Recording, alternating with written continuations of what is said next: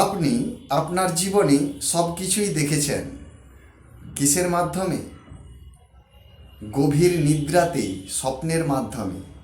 কিন্তু আপনি এই দৃশ্যটি কোনো দিনই দেখেন না বা দেখবেন না। কি সেই দৃশ্য? আপনার মৃত্যু হওয়ার ঘটনাটি আপনি কোনো দিন আপনার স্বপ্নের মাধ্যমে দেখতে পাবেন না।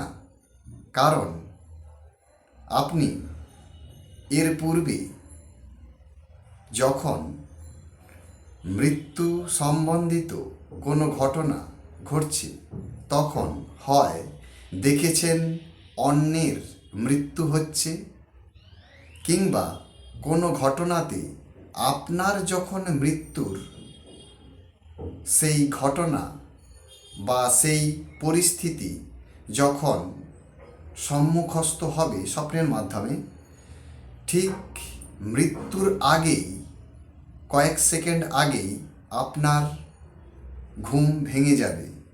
তার কারণ মনোবিদ্যা অনুযায়ী আমরা সব দৃশ্যের সঙ্গেই অভিজ্ঞ সম্পন্ন, কিংবা আমরা সব দৃশ্যই কম বেশি দর্শন করি এবং অনুভব করি। কিন্তু মৃত্যু এমন একটি ঘটনা, ব্যক্তি সেই মৃত্যুর স্বাদ বা মৃত্যুর অনুভূতি কখনোই অনুভব করেন না। তাই আমরা যখন স্বপ্ন দেখি, আমাদের সাবকনশিয়াস মাইন্ড সেই মৃত্যুর স্বাদটি আমাদের দিতে পারেন না।